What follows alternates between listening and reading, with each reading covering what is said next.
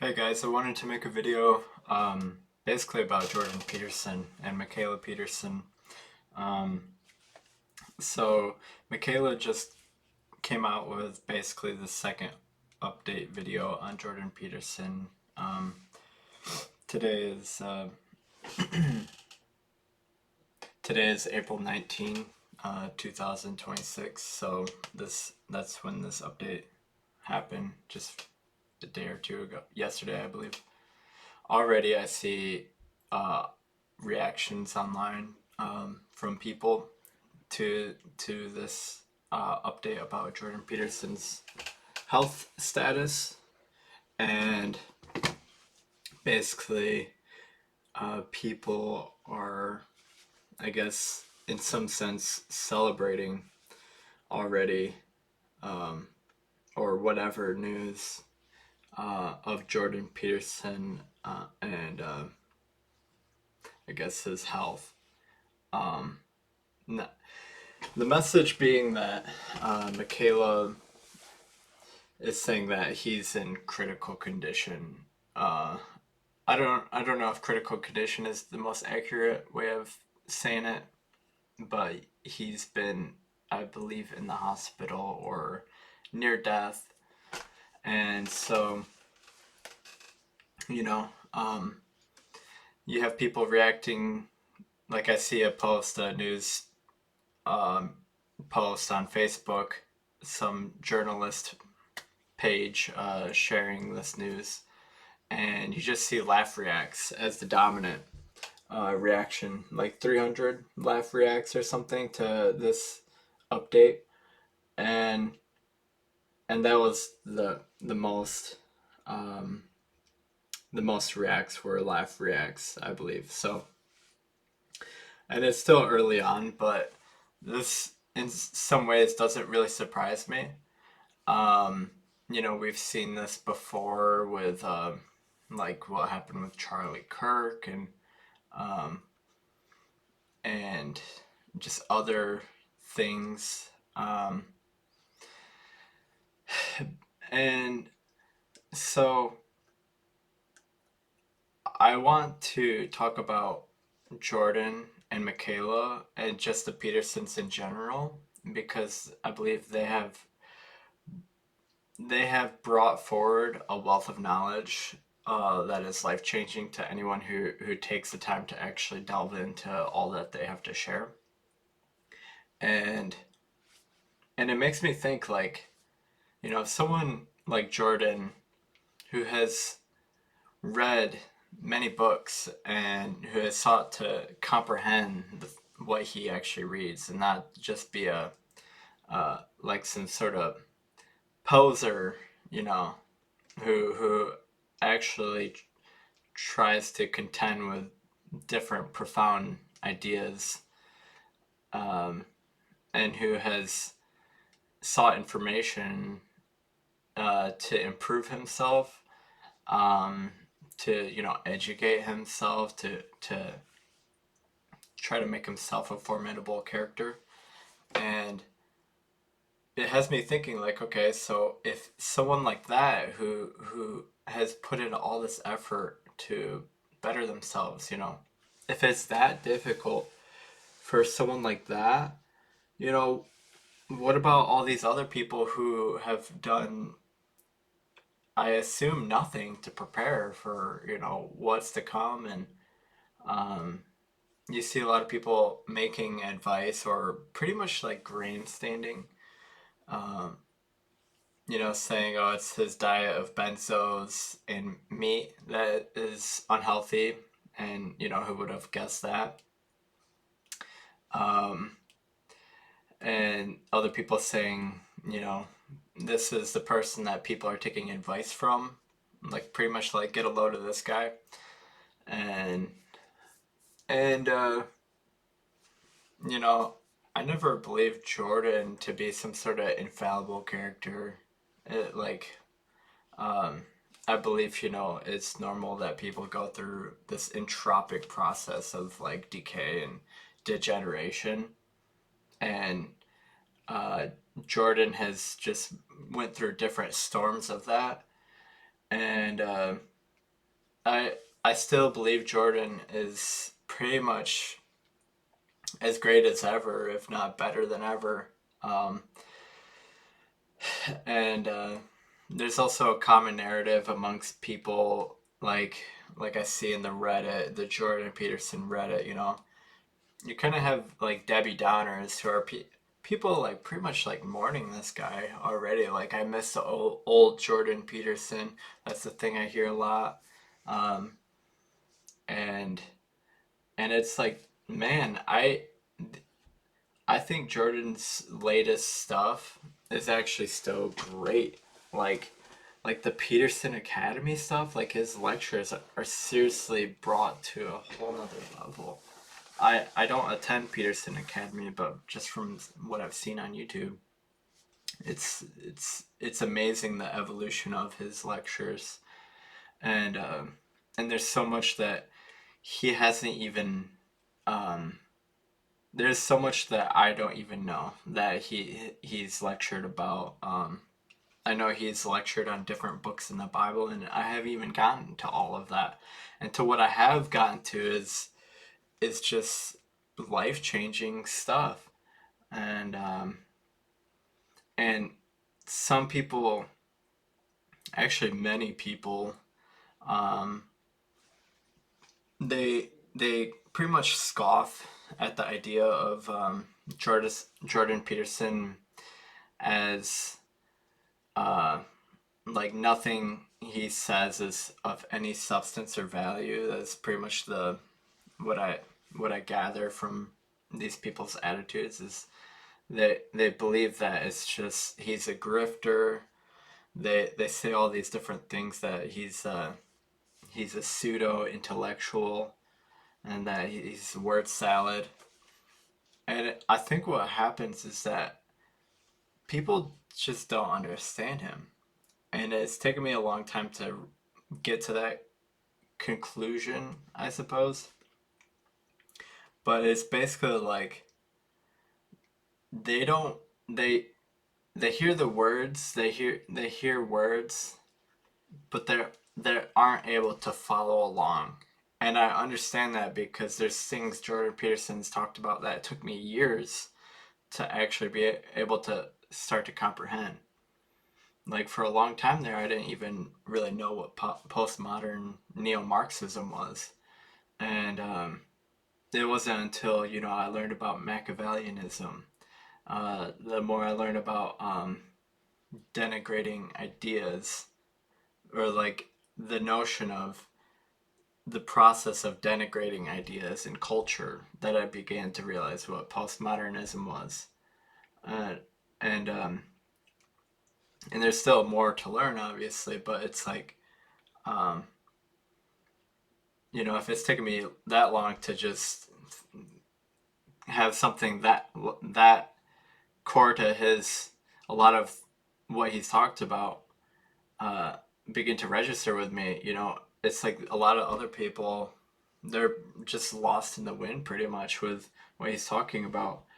And that may seem frustrating to people to think, oh, like, if like if he was really smart, it wouldn't have to be that complex. He could explain it simple enough, and and the thing is like, I think people sort of expect a kind of like a profound utility in like a cater, and people are kind of dissatisfied with the cater of what they're receiving from Jordan, and to where I believe it's kind of a personal responsibility to find that treasure, sort of thing. And a lot of people just haven't uh, gotten to that, I suppose. And um, there's core ideas, like a very simple one, like clean your room. That also took a long time for me to begin to understand what that actually meant.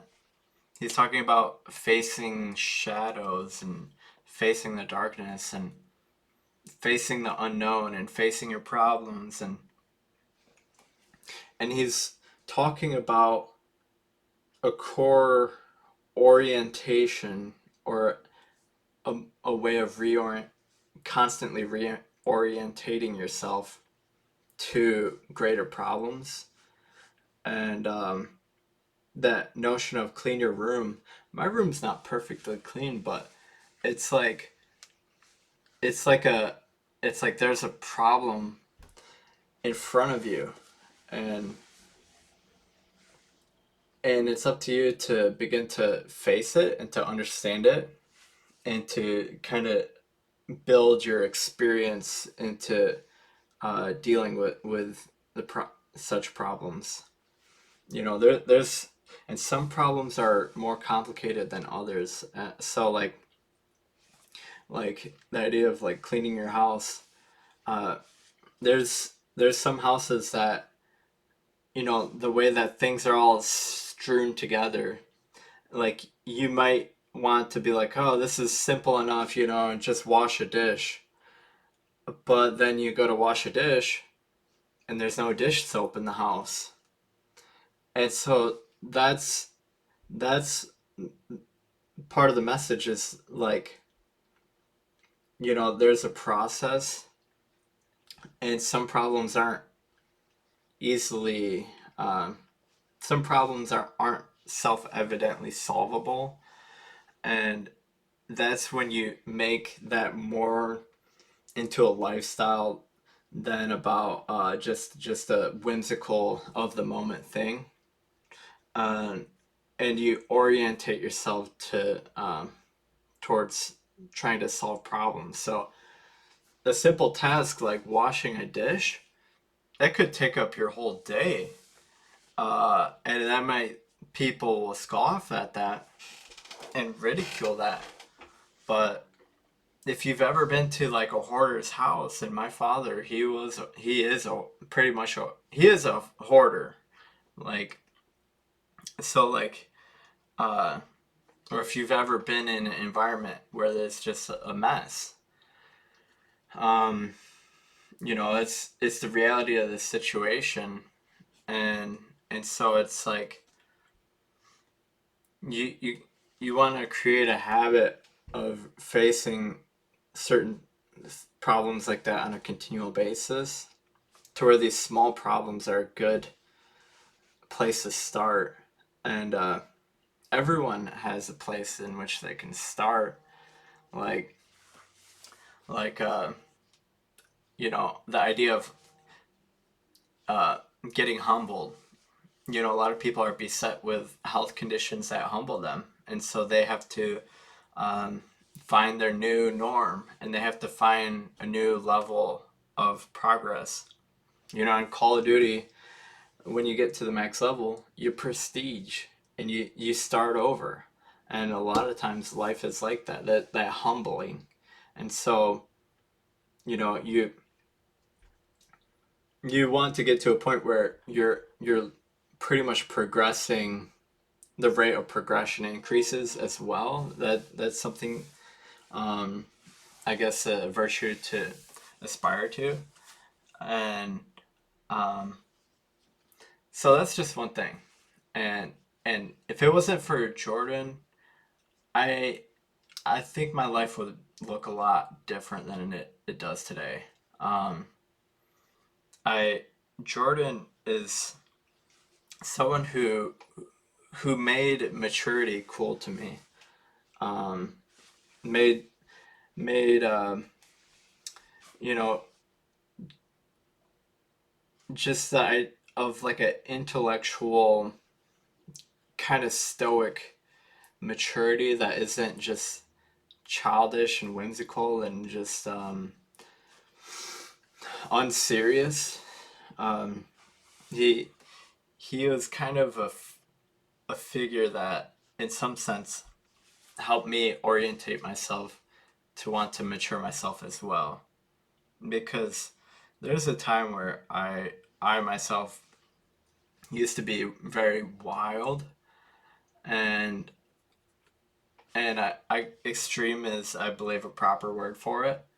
Um, I would cuss a lot, and I still cuss, but I I would do extreme things, and the things that I pursued were, I guess in some sense, profane, um, like promiscuity, things like that, and and Jordan's helped me to kind of refocus and recenter myself into something more grounded, into something more, um, more. I have a lack of words to describe it, but more centered in a way, just more grounded, and and to begin to take seriously, um, like literature and profound thinkers. There was a point in time where I I honestly thought that like books didn't really have much to offer me, and I because I believed in like practice. It matters more what how a person lives and how they practice their life than just a bunch of words that mean nothing. But I went back and I was like, hold up, there's something to this stuff, and that happens a lot in life. There's you get almost blinded by this idea of nothingness, and like something holds no value. But you peel back the layers a little bit, you explore a little bit, and things start to glimmer, and you think things can click for you. And really, Jordan, with his maps of meaning, which I haven't read all the way through, but some of his maps, I really believe I've I have understood on a level that, like his maps of the unknown. I think that his lectures on the hero's journey is pretty much the most, um, probably the most useful lectures, I would say. Um, and and you can actually build off of his ideas too, and you can actually work to become your own sort of intellectual in a way, and that's the self-starting, um, spark that I believe Jordan can, um, share with people, is that you know there's there's like books out there that I don't think he might have read, but there's books out there that are kind of adjacent to things that he's talked about that are still equally, or that are still as important as some of the books he recommends. And like Cannibal Island was a really good book for me to read. It's a lot like the Gulag Archipelago. But it's shorter. It's like 100 pages. No, I think it's like 200 pages. So it's more accessible to people. I think for that reason. Um, and so I started off with that, and um, so it's this way of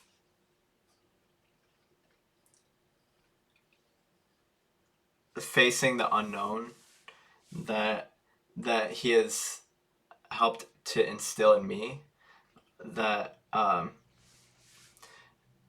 that basically this idea of like culturing yourself. It doesn't apply to merely books. It can apply to art and just music, many different things, your hobbies. It's this idea of, culturing yourself and facing the unknown, and knowing things that you could know, in the spirit of becoming who you could be. And and so people, they scoff at Jordan like he has nothing to offer, but he's really trying to basically lay the framework, the railway for people's own enlightenment. People may think that's ridiculous, um, as if enlightenment doesn't exist or anything like that. But if you can know things, that is in a way a definition of enlightenment. If you can, if you can know more and more, uh, and get more pieces to the puzzle, you are working towards your own enlightenment. And Jordan, he has basically um, taken different stories, different philosophers, and he can layer them and combine them together to create a coherent narrative that or morality that is congruent, that is that sort of currents through different um, thinkers and like the hero archetype. It's a reoccurring motif, and he's developed on other thinkers like Carl Jung and Nietzsche and Dostoevsky, and so people are like, okay, what is the utility? Like, what is it? What are people talking about? Why is what is all the hype about? I don't think there is. People will just kind of give up and they just think it's all hype, but it's not. Um, like, what is the utility? And the utility is your own responsibility to learn new things, um, to to discover the unknown, to know things that are outside of what you already know, and to expand your your own knowledge. And that is in essence like a core value that I believe Jordan is trying to instill in people. Is like even the most nihilistic person, they can they can explore the unknown. You can take some metalhead music nerd, and when they begin to face the unknown, maybe they discover new bands. They discover a new song that they really like. And that is the spirit of the adventure, is exploring kind of new thing these new, maybe even dark things that are like they're in the dark to you. You have no idea what it is. And then you're and then it's this then you go to discover, and and it's that process of culturing yourself that is just, you can't even begin to really try to put words to or try to value, because it's the spirit of discovering value, and there's essentially no end to that journey.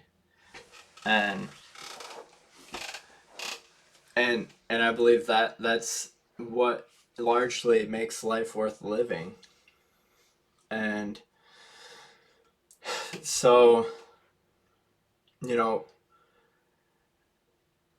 so people you know, they treat Jordan like an enemy, but you know, he I don't he's no enemy really. You know, he he's really there to just uplift anyone that is there to that can receive um the gift that he has to offer, I suppose. And I believe he really does practice what he preaches. You know, whenever I listen to him talk, I realize that maybe there's some things in common with what he's talked about, but it's like he'll expand on his ideas, And at one point in time, I thought, okay, I pretty much know what Jordan has to offer. I think I've gotten the bulk of it, but even then, on the fringes, and on the there's still an unknown that Jordan, I believe, is still trying to develop himself. He's still trying to educate himself. He learned how to play piano, um, and that was a wish of his. Or that he said there's one thing he regrets. It's that he didn't learn to play piano when he was younger because he thinks that he would have been more. Um, his brain would have been more neuroplastic to be able to learn how to play piano. But he went around and actually just learned how to play piano and quite fluently. And that to me was a moment where it's like, yeah, he's that was an example of, he's still trying to better himself. He's still trying to make himself more than what he is. And he may not even realize it himself, but that is that's love. That's the hero spirit. Um that's really what it's all about. Um there's a lot of people who who have to figure out what they're able to learn or develop despite how humbled they've been, or like what how life has humbled them in whichever way. You know, you see examples of people who maybe they're missing a limb, but they go on to compete in Olympics. And I'm not saying, that's what people have to do, but people will find something. Maybe it's the mind, maybe it, and and I don't think I don't think books are the only way we can educate ourselves. I think the mind can actually, I believe in exogenous information that is beyond the material. So it's like you can learn from dreams. You can learn from a state of deep, pretty much like meditation. And there's times where people call it goads, where life puts you in such a position, and it for me is up to me to go along, to pretty much go with the goads, and to be like, okay, what it what is what is all the movement in life. Maybe maybe you get sick and you feel like you have to rest, and you have to retreat into a quiet place or something, and there's moments where you can actually have a moment of insight, and sometimes people are just in such a fog of darkness, they don't realize it, but they're in a place of opportunity in a way, to because there's battles all around them in some sense, in a way, or all they see is problems, but they're all problems that could be worked, that people could work to solve, maybe even in part, like a hydra. And sometimes it takes many attempts, to face the dragon, and you may get discouraged and look away, but you try again. You take another look, at least, and you see how far you can make progress. And sometimes progress isn't a complete upwards trend. Sometimes, like I said, people go through humbling experiences. They have to like prestige and and learn at a new angle, and develop experience in a new skill tree, pretty much. And so So people treat Jordan like he has nothing to offer. And then Michaela Peterson and even Tammy Peterson, they're all characters in their own regard. Michaela, with her lion diet, uh, I I have practiced a carnivore diet for many years. Not continually, but now for I don't really keep track, but I think now it's like over 3.5 years.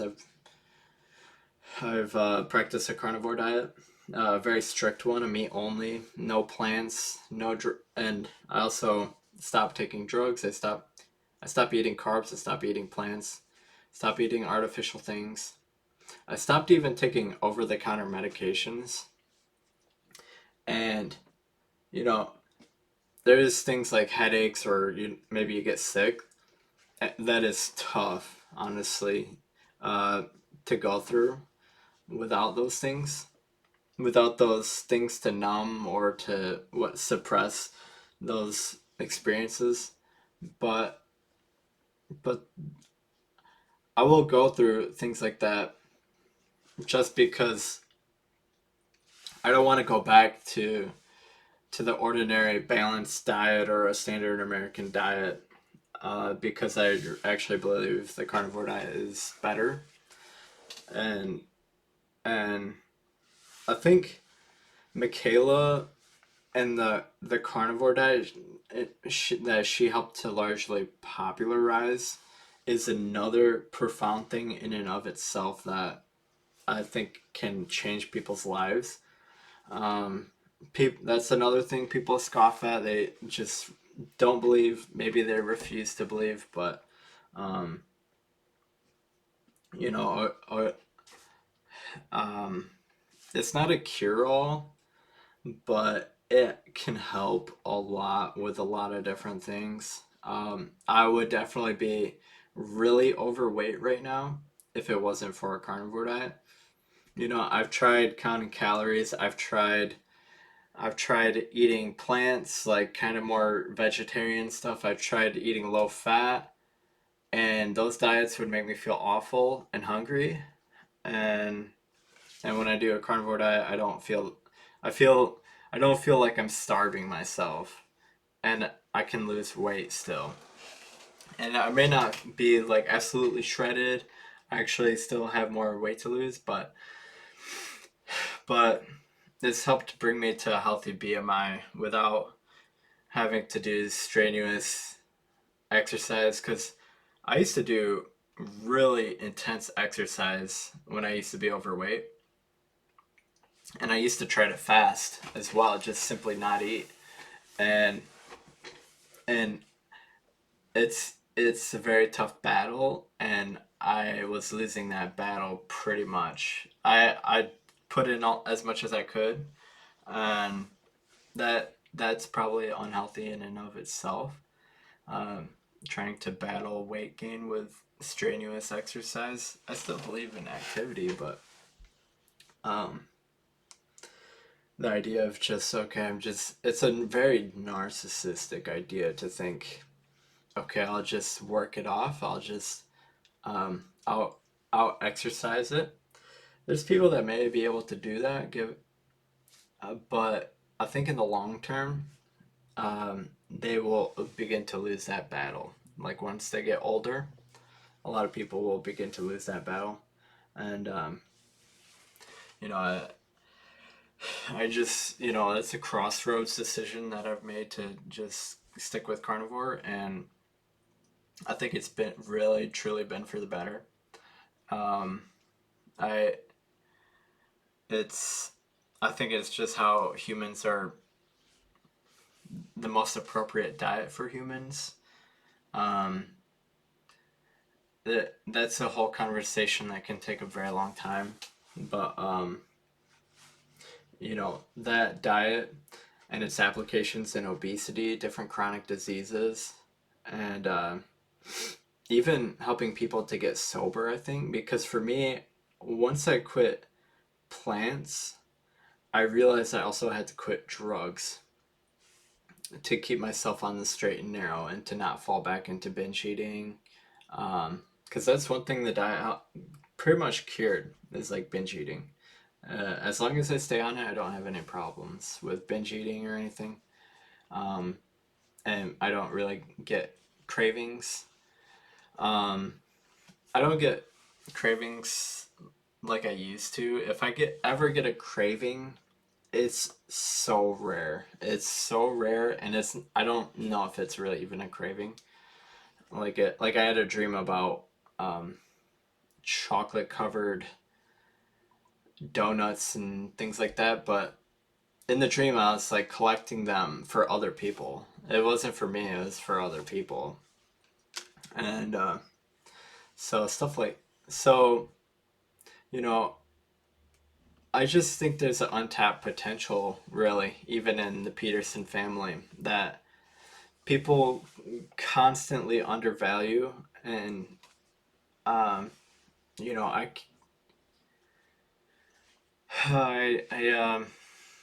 I really can't express enough gratitude. I pretty much became a Peterson in a way. I I have also kind of went through the ringer with psychiatric drugs, and I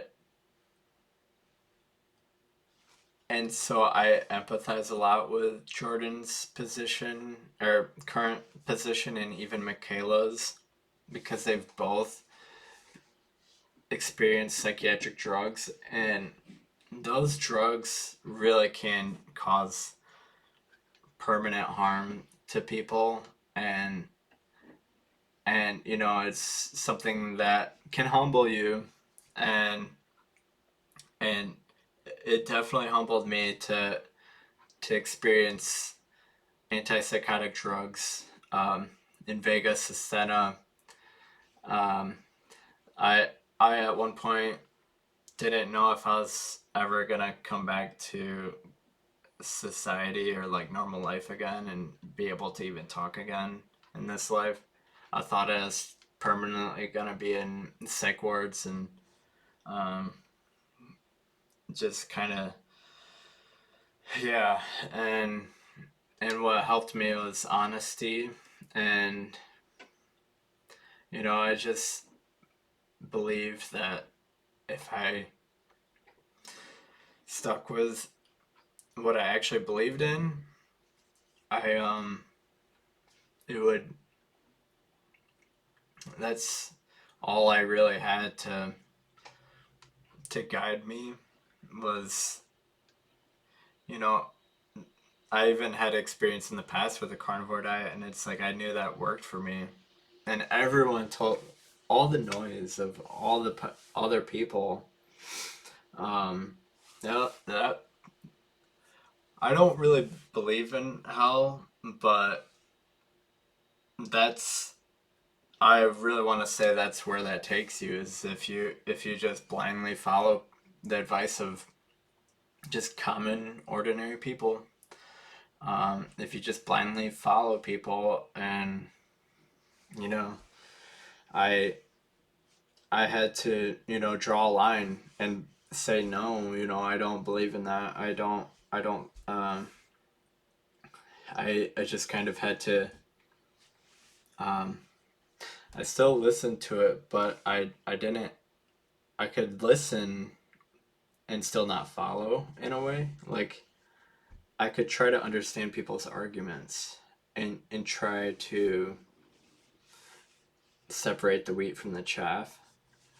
And I eventually got out of the psych wards, and I got off all medications. And um, I my life has changed because of that stuff. Um, my activity levels are drastically different than before. I can't just muster myself up on a whim to just do some bullshit. It's really I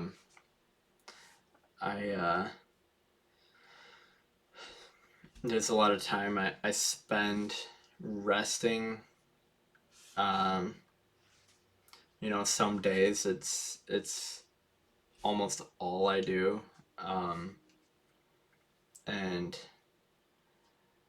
um, and I spend a lot of time sedentary, which is what I really don't want to do. I actually want to be a lot more active than what I've been. Um, the thing is it's just listening to my body now, and my body really kind of holds me back, probably for the best, to really spend energy in a very if I spend any energy, um, it's very specific, and it's kind of hard to explain, but it's like only certain things my body really allows me to do. And that's pretty much just occasional exercise. Um, and and most of the time it's just sedentary.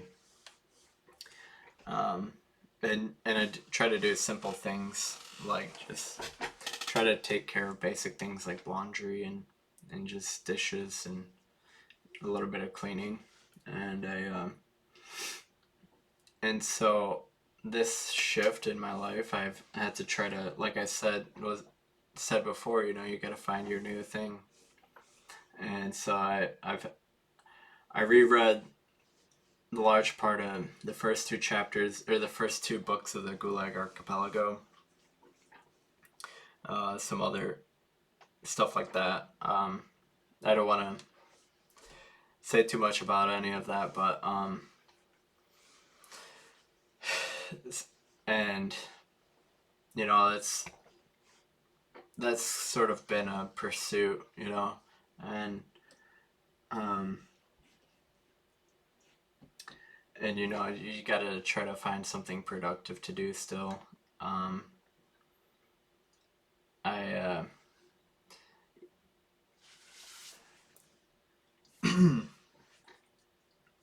so even in like very basic things like music, or even as something as, I guess, profane as video games, you can learn to appreciate and sort of learn to embrace, in a way, to explore and try to gain competency over. And I believe I used to be actually pretty good at video games, and going back to it, it's like a lot. I don't want to play games, honestly, but like going back to some of that stuff, I realize there's like skill involved, and sort of just trying to develop some skill of some sort again. It's like just can help with I guess the mind. That's kind of a thing people say, but it's I think there is some mental exercise with like video games and stuff, solving puzzles. Um, but yeah, um, I so you know Michaela Peterson and her diet. Michaela Fuller is her name now, but um, and her diet is just that's also a life changing thing. I like the diet doesn't really it doesn't cure everything.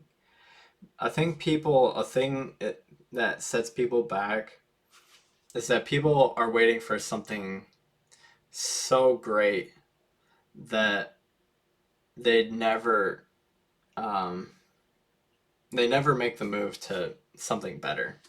I don't know how to explain it, but it's like, well, if the diet doesn't cure everything, there's no point in doing it. But it if the diet keeps me from binging on junk food, and if I cannot end up being if I cannot degenerate into being a junkie, uh,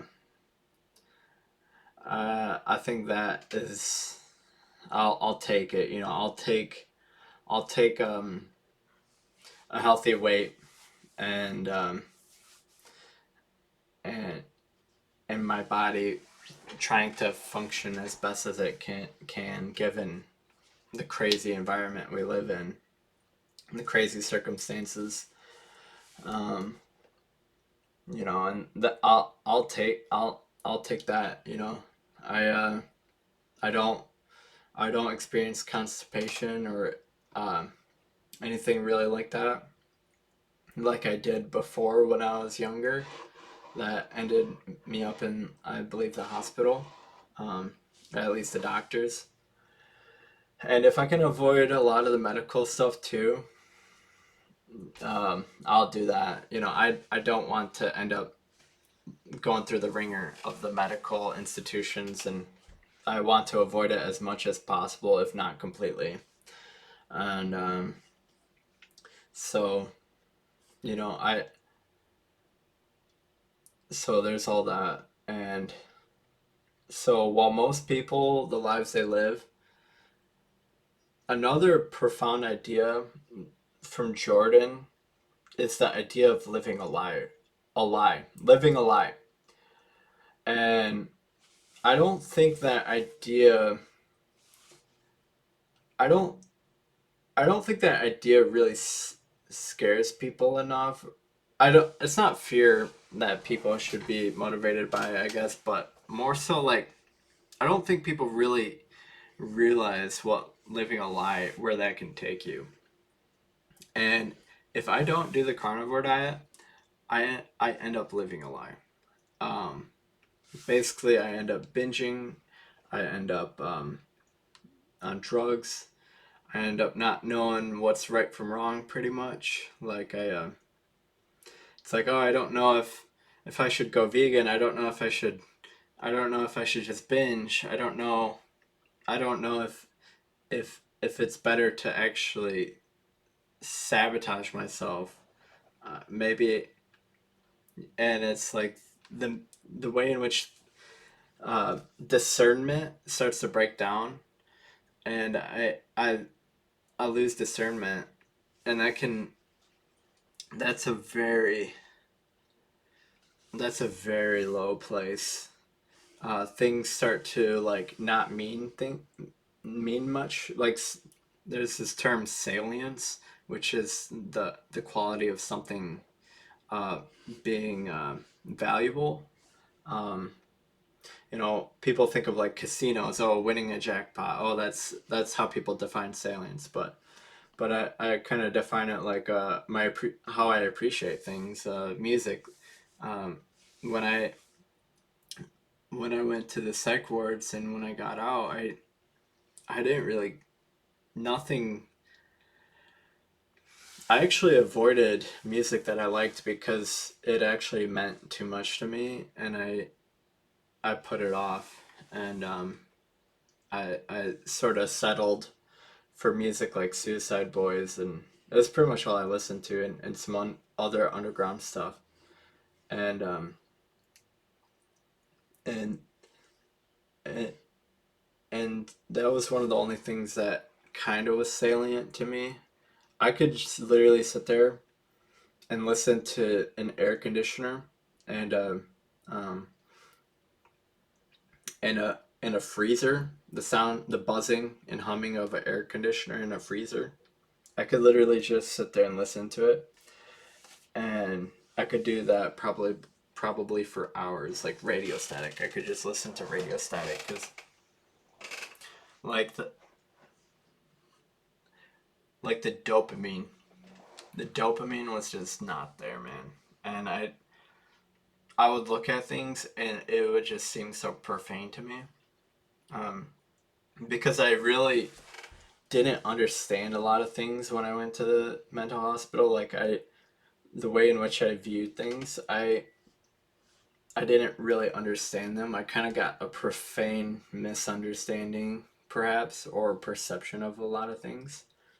Like I looked at the Marvel movies and they're all tripping out about power.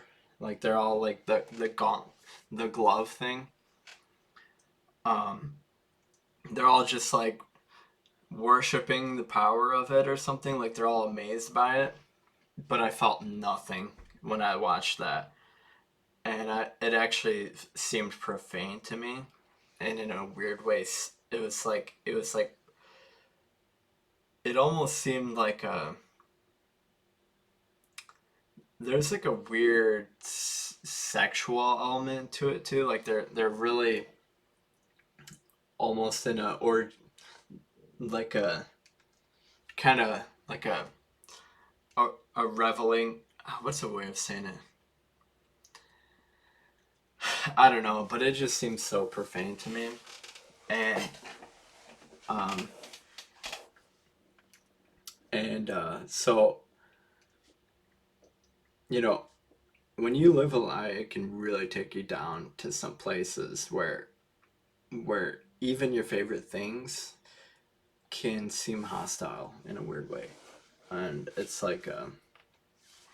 a weird place to end up, and like things don't really mean much. There's no salience really. You're For me, my ability to communicate really broke down. I couldn't really speak to people. My connections with people just deteriorated.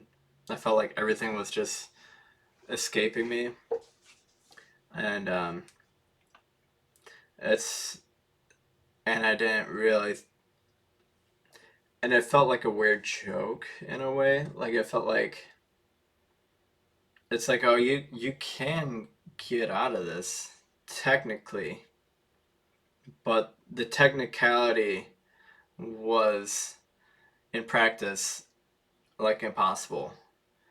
Um, it's like, if you literally told someone to jump through a keyhole, you would say you're you're crazy. You're out of the mind. You're out of your mind. No one can do that. And and that's what it was like, you know, to escape all of that. And I want to gain as much distance as I can from a lot of that stuff. I think they don't want me back there, honestly. And so I would consider from where I was at to where, I find myself now and to where I want to go in the future.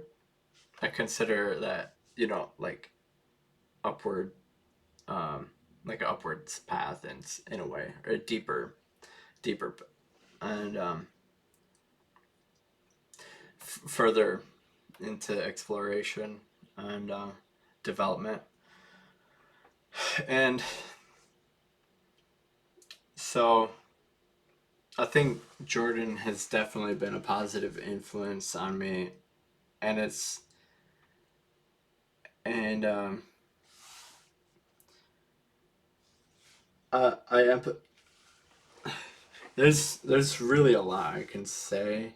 I can't really do it all in a minute, but in a video like this, but it's my camera's adjusted here, but I believe the Petersons have been a great positive influence, a great um you know if you need direction in life, it's pretty much there. Take it or leave it, and if you really seriously want to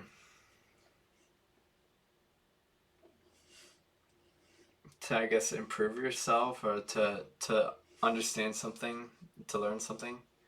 Um, the Petersons are a great resource. Um, I think they're great role models. I don't think they're perfect people, but I think they're great people. I think they're well rounded and mature. I don't think everything they say is infallible, you know? Like, you know, I know Michaela has been dealing with anger and maybe even a little bit of hatred, um, frustration, and it's just, there's people, you know, if you're looking for a pure, something so pure, I think that's kind of, you're, you're shorting yourself. Um, Not everyone is, pure in that way. And like, people can have something to offer and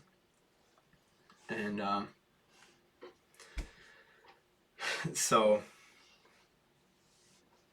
and, people, maybe they'll make fun of you for, uh, listening to other people, like as if that's the worst thing ever. But like, um, there's a lot of other great influences out there. I think Joe Rogan's a great influence at, um, like David Goggins. Um, there's just a lot of people out there. You got to feed your mind. You got to feed your head. And so people people still wonder though, like what's I think people's expectation for utility from other people is unfortunately so high that um, you know maybe you're not gonna find it in other people, you know, um, and but you still gotta um, try to find it somehow. It doesn't make it worth denigrating still though, um, and and yeah. Um, Maybe this video will get hate. Maybe it won't get any response. Um, Maybe people laugh at it. All kinds of reactions, gut reactions, and I don't. It's fine. The more that I see this sort of behavior from people, the more I learn to deal with it, and I think we all sort of get judged in some way, and we all kind of have to walk that road together. And I'll walk that. People will judge me. Um, it's fine. I But I want to show other people that they can do that too. And we shouldn't let other people really hold us back, or and if people try to hold you back, or people try to grab onto your ankles to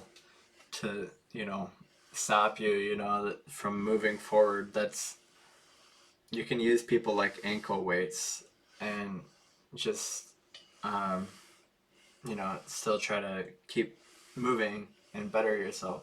And um, I there's this whole world.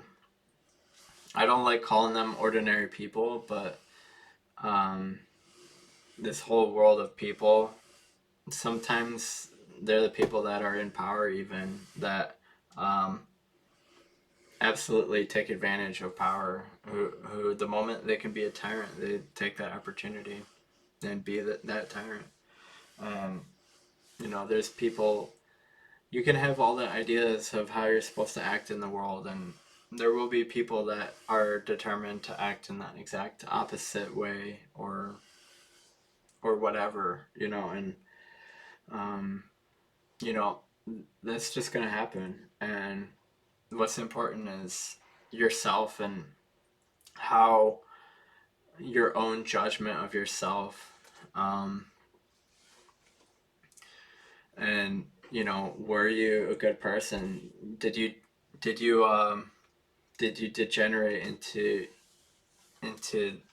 the mob? um, did did you conform? Were you I think there's something very dangerous about conventionalism where people just go with a convention and whatever the masses are going with, it's not always the best because um when everyone is in a uniform direction, everyone, it doesn't mean they're in the right direction. And you know where those people are headed, maybe you don't want to go where they're going. And I think it's important for people to branch out and explore the unknown. And the conformity is I believe stifling to human growth and and ideas. And that the people of Nazi Germany, of Soviet Union, of different tyrannies, um, Nanking, Japan, and China. Um, that was the that was the that was the group that was the populace, and that was the conformity. And I believe any society can go corrupt like that, and I believe we are actually seeing that today in America. And it's the corruption of values and people who are trying to uh, pretty much like rule, I guess is the right way of saying it. People who um,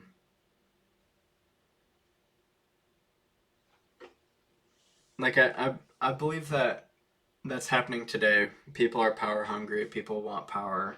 Um, People are trying to um, wage destruction, um, and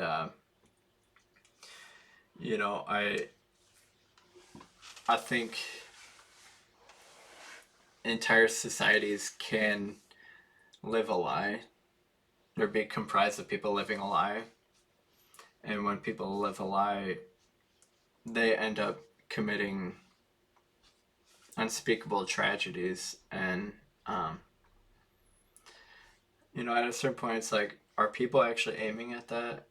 But I think that most people, they don't want to be that person, be the person that does that, because there are very dark examples of that you could come up with, like a predator, that kind of stuff. And I think that's where people head when, you know, speaking of like postmodernism and the denigration of values. I think people who pretty much try to throw the notion of values away, they what what takes that place is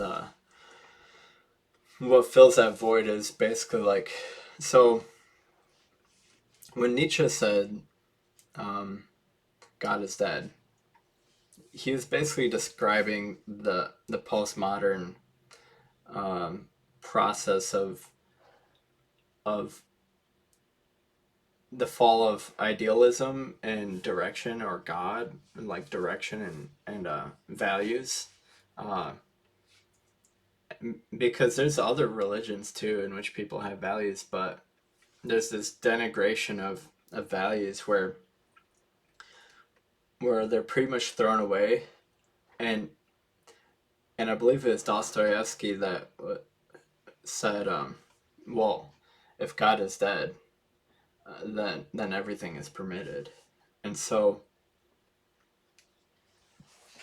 I believe that is actually what happens, is that when your value structures, when you refuse to understand things, when you believe that you have it all figured out, and that you can just tirade through life, that it makes you susceptible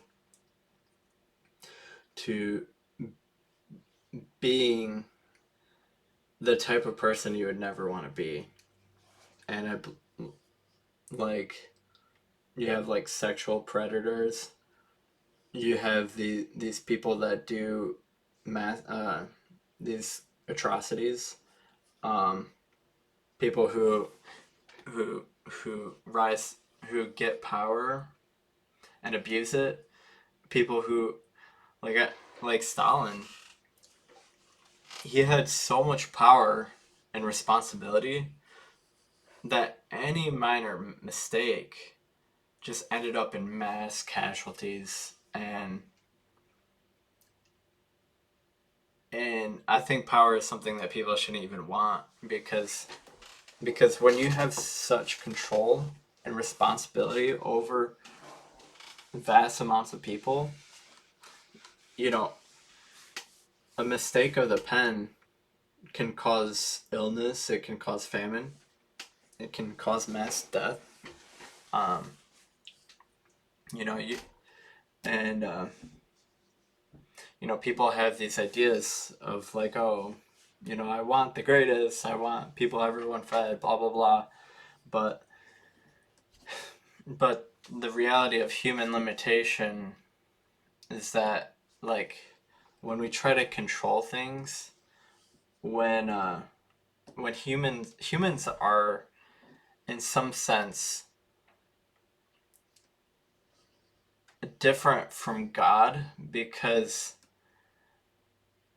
and what I mean by that is essentially fallible.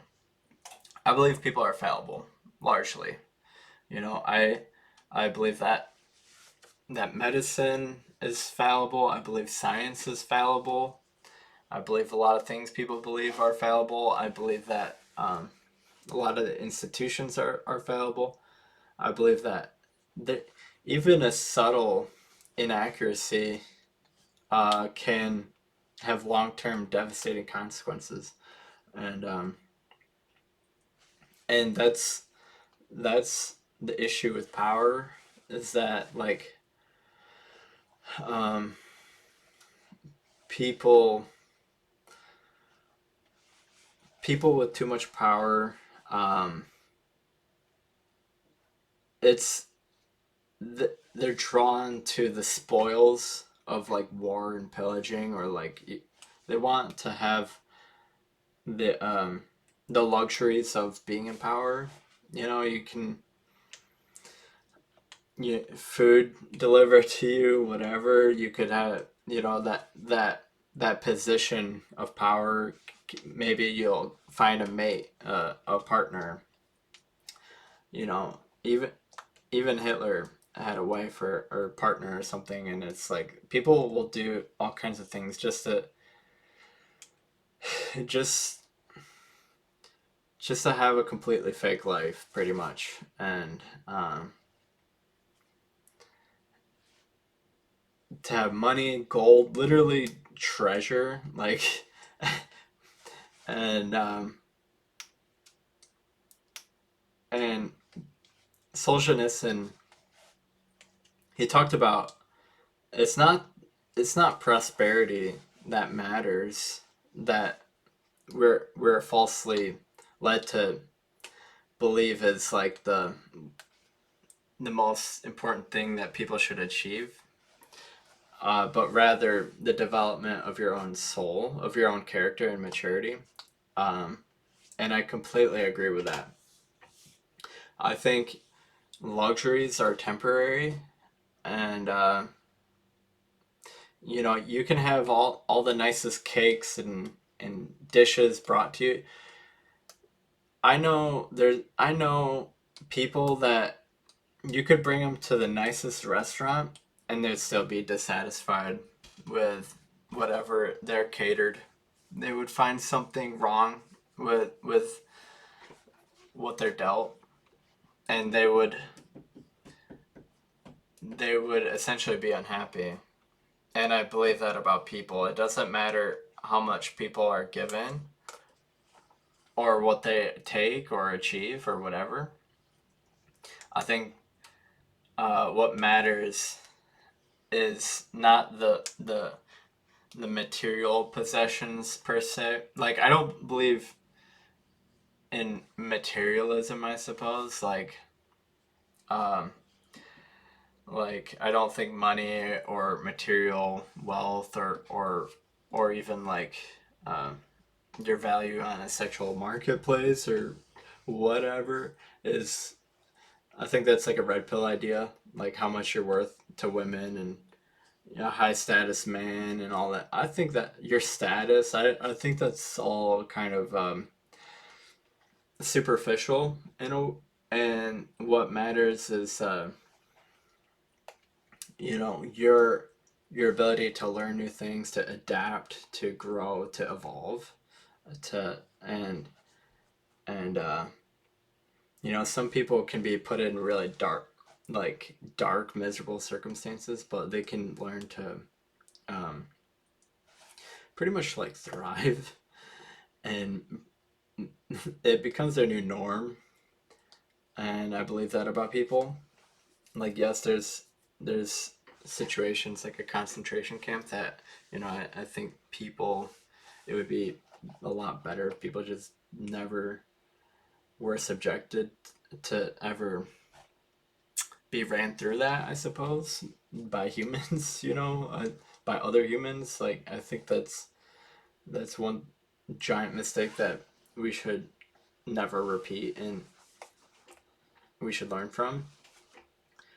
Um, but even situations like that, people are able to um, really make the most of it, and people get upset by that idea of making the most of it.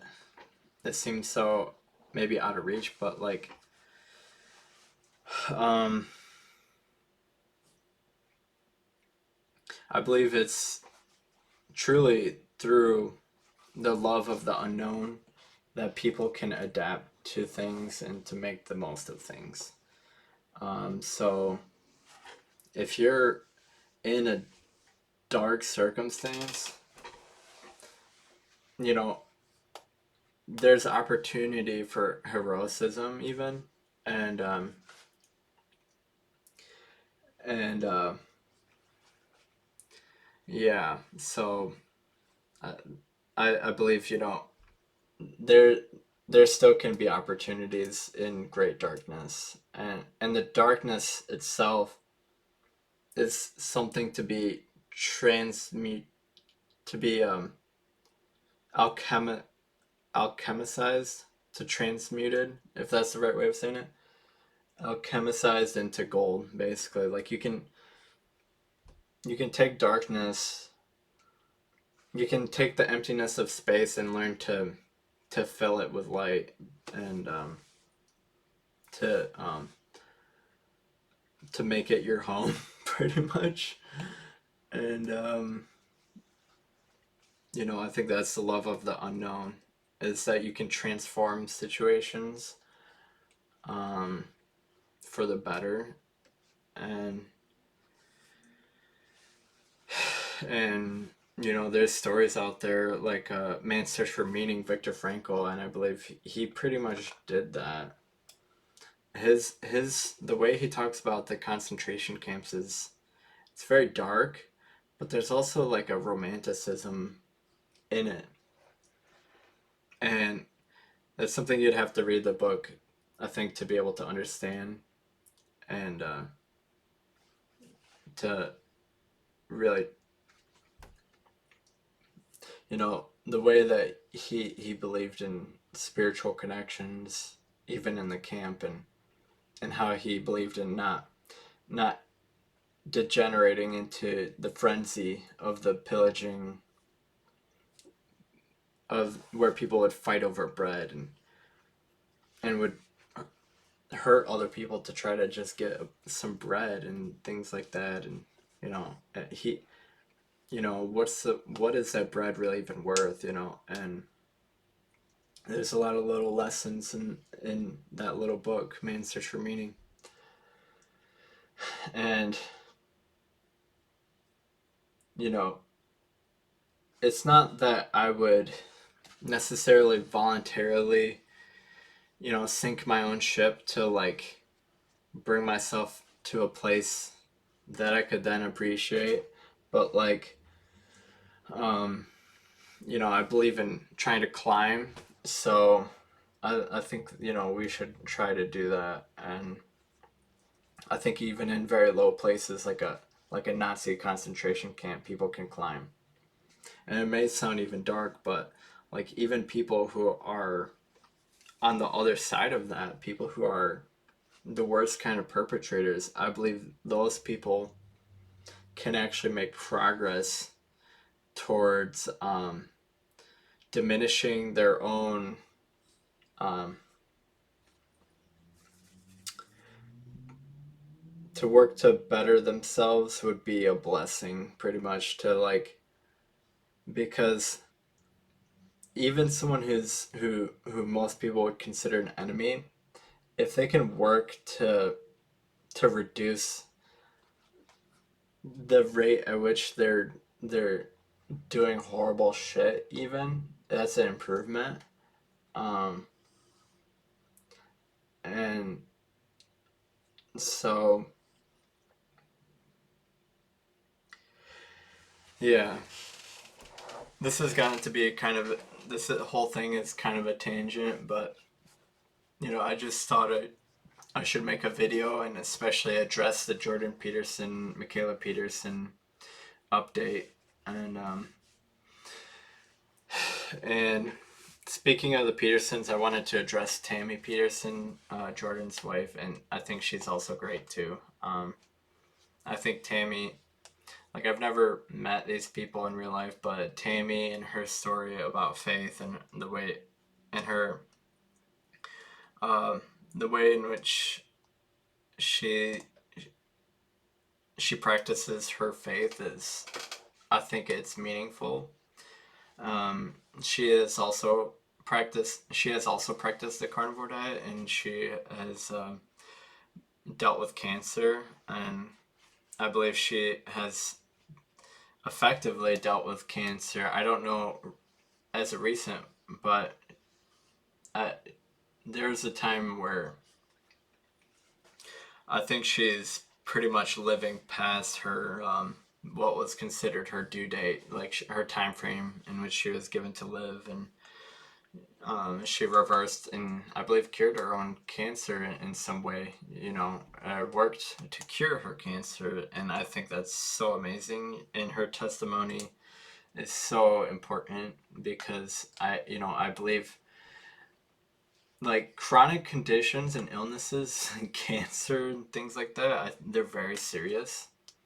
But it's that progress in trying to work to deal with those profound problems that that I think are so important. And Tammy, I believe, she got to live longer because she embodied that heroic spirit and dealing with that issue. And even there's an element of prayer and that I think is important to her story with that too, and her relationship with God even, and um, and just her character too. Is I think it's all there's so much to take away from the Petersons in general that um, I just wish them the best, and I hope to that their story continues, and that we're able to learn more from Jordan, and that he's able to put out the lectures that I know that he really wants um, to to get that information out there, those ideas. And I know there's a lot that he wishes. I know there's so much that he wishes he could share that um, he hasn't completely. And I hope he can move forward towards doing more of that. Um, and and the same pretty much goes for Michaela. and Tammy. I I think that Michaela, her her her message with the carnivore diet, I think that's so important, and I hope she continues to make that a bigger thing. Honestly, I know that she's kind of kept it on the low. All of them have really, but um, if they can make it get that message out there more, I it's helped me. Michaela literally changed my life with her message. Um, it inspired me to try it, and once I tried it, I I I pretty much, the more that I did it, the more it confirmed for me that it's like, okay, this is just what I have to do. Because every time I went off of it, it'll always be in the back of my mind, like I need to go back to doing this. Because uh, and I just think that there's so many people that could benefit from the message. So many people that, if only they heard it, they would immediately take to it like a duck to water. I know a lot of people out there though, they're so resistant to ideas or whatever, and that's fine. Let them be them. But there's other people out there who soak up things like a sponge, and I just hope it all gets out, and I just think that there's a lot of potential, you know, and and I just really wish them the best, and I we can just appreciate every day, and um, I who knows what will happen. Um, I just who knows what will happen, but I I would just I don't want to ask for too much or anything. Um, I just think that there's a lot of potential, and I think it would be great to see some of that, and and everything that they have brought to the table already is just it's all pretty much great, and yeah, I I I enjoy watching Jordan's videos. Um, his lectures, they're very grounding for me in this world that is so chaotic. Like like Jordan introduced me to Alexander Solzhenitsyn, his books, and when I read Solzhenitsyn, it feels like someone that understands, and I feel like Jordan and Michaela are people that understand, and um, I when I read Solzhenitsyn specifically, it almost feels like he's living. A lot of what he says is so applicable to today that you're dealing with this crazy world, and it's like Solzhenitsyn was living in a crazy world too, and Jordan too, and Michaela, they all experience a lot of the same stuff. We see the comments, the media, the attitudes of people, and what people celebrate, and what gets, and and it I just appreciate so much that there's people out there like Jordan and Michaela and the Peters and even Tammy that just that I guess I feel I can relate to, and that there's other people out there who I would consider positive, who are upwards aiming,